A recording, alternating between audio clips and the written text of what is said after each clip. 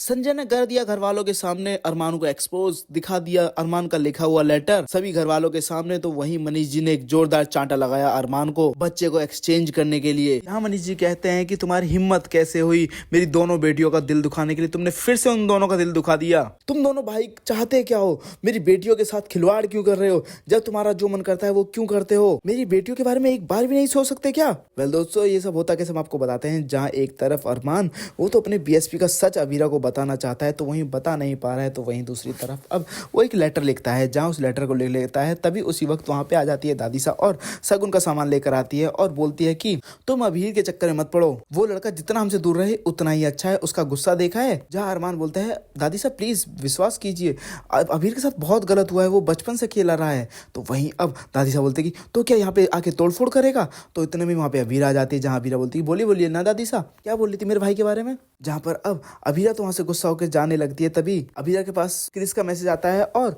जहाँ पे अबीर होता है वहां का एड्रेस भेज देता है। जी हाँ, जहाँ पे अब अबीर तो बच्चों के लिए परफॉर्म करने वाला होता है। तो वहीं दूसरी तरफ वहां पहुंच जाती है अब अबीरा। तो यहाँ पर अब अरमान उस लेटर को शगुन के सामान में रख देता है ताकि अबीरा जब भी उस सामान को उठा के देखे तो उसे वो लेटर मिल जाए। जहाँ पर अब अरमान में इतनी हिम्मत तो नहीं कि अबीरा से फेस टू फेस बोल सके, तो हो सकता है क्या पता लेटर देख के वो पढ़ ले और समझ जाए। तो वहीं दूसरी तरफ अब अबीरा पहुंच जाती है अबीर के पास और अपनी माँ का गाना गाने लगती है। जहाँ पे अब अबीर को गुस्सा आने लगती है, वो चुप होने को बोलता है। जहाँ अबीरा चुप नहीं होती फिर भी गाती रहती है, तो वो माइक खतार निकाल देता है, तो बिना माइक के ही गाने लगती है। तो उसके बाद अब अबीर बोलता है कि ठीक है चुप हो जाओ, तुम जो बोलोगी वो मैं करने को तैयार हूँ। जहाँ पर अब अबीर से अबीरा बोलती है कि ठीक है तो घर चलो। जहाँ पर अब घर पर लेकर आने वाली है अबीरा, तो वहीं दूसरी तरफ रूही पहुंच जाती है। जहाँ पे बीनानु बोलते हैं अरे लगता है अबीर आ गया, तो पीछे देखते हैं कि ये रूही है। तो वहीं अब बीनानु बोलते हैं अरे रूही आ जाओ, कोई बात नहीं, सही टाइम पे आई है, अबीर भी आने वाला है। जहाँ पर अब जैसे ही अबीरा अबीर को लेकर पहुंचती है तो वहीं अब बीनानु स्वर्णा सुरखे सब लोग बहुत ज़्यादा खुश हो जाते हैं। तो वहीं अब वेलकम कर देते हैं, आरती उतारते हैं। तो जहाँ पे लोटे में पानी रखा होता है उस पानी को दिए पे डाल देता है अब अबीर और घर के अंदर गृह प्रवेश कर देता है। जहाँ पर अब अबीर का गुस्सा तो जायज है दोस्तों, मगर दूसरी तरफ जो लेटर होता है वो गायब हो जाता है शगुन के सामान से। जहाँ पे अब विद्या वो शगुन सामान उठा ही रही होती है, तभी अरमान बोलता है माँ। जहाँ विद्या तो डर जाती है। तो वहीं दूसरी तरफ अब वो लेटर पूछता है विद्या, तो वहीं बोलती है कि नहीं मैंने कोई लेटर नहीं देखा। जहाँ वो सबसे पूछता फिरता है तो वहीं जब उसकी नज़र पड़ती है तो नीचे संजय वो लेटर पढ़ रहा होता है। जहाँ पे अब अरमान के पैरों तले जमीन खिसकने वाली है। जहाँ पर अब संजय को पता चल चुका है कि जो दक्ष है असल में अरमान अबीरा का नहीं बल्कि रोहित और रूही का बच्चा है।